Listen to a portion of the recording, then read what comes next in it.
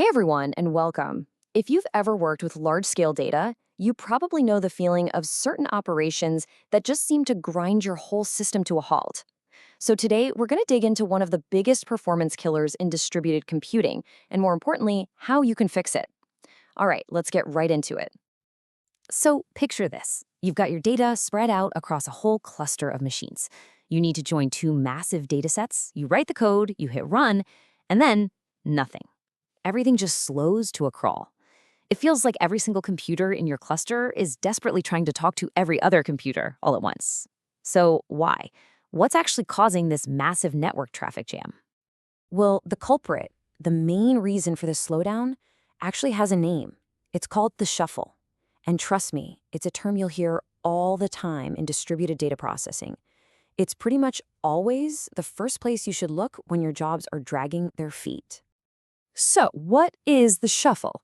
It's basically the process of reorganizing or redistributing data all across your cluster.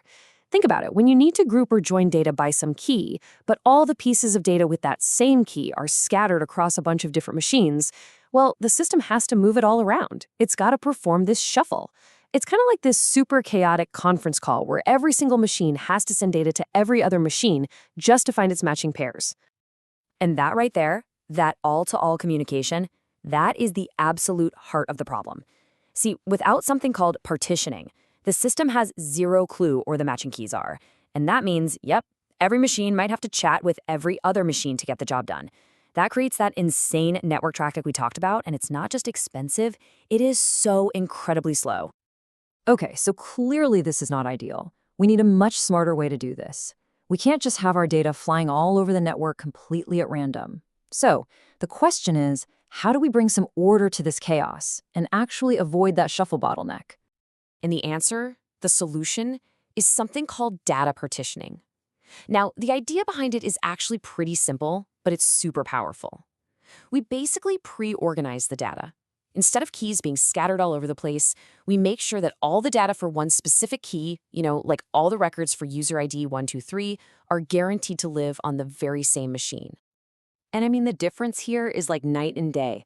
With unpartitioned data, you've got a total mess. Keys are everywhere, and that forces that huge, slow network shuffle. But with partitioned data, the keys are already grouped together, so the operations can happen right there, locally, on each machine. And that just slashes the network traffic. Okay, so that's the big idea. But how does a system like, say, Apache Spark actually do this? How does it pull it off? What are the real strategies it uses to group these keys together so, intelligently? Well, Spark mainly gives us two strategies to work with. First up is hash partitioning. This is the one you'll see most of the time. Spark just calculates a hash value from the key and then uses that number to assign the data to a specific machine. It's fantastic for spreading the data out nice and evenly across your cluster. And then you've got range partitioning. This one groups keys into sorted ranges, which, as you can probably guess, is absolutely perfect if you're doing anything that needs to scan through sorted data. Okay. So we get the why and the what. But let's be real. If you're a developer staring at a join that's taking forever, the only question that matters is, how do I actually do this? How do I tell Spark, hey, partition my data this way? All right, so let's quickly recap where we started. This is our before picture. We've got two data sets that we want to join. Neither one is partitioned, so the moment we call that join operation, Spark has no other choice. It has to trigger that full, super expensive all-to-all shuffle.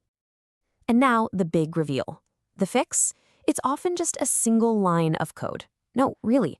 By calling partitionby on one of your datasets, you are telling Spark exactly how you want it organized. So in this example, we're using a hash partitioner and telling it to create 100 partitions. And that little dot persist at the end, that's super important. It tells Spark, hey, save this partitioned layout in memory so we can use it again and again for other operations without having to do all that work every single time. And this is the after picture. Just look at the difference.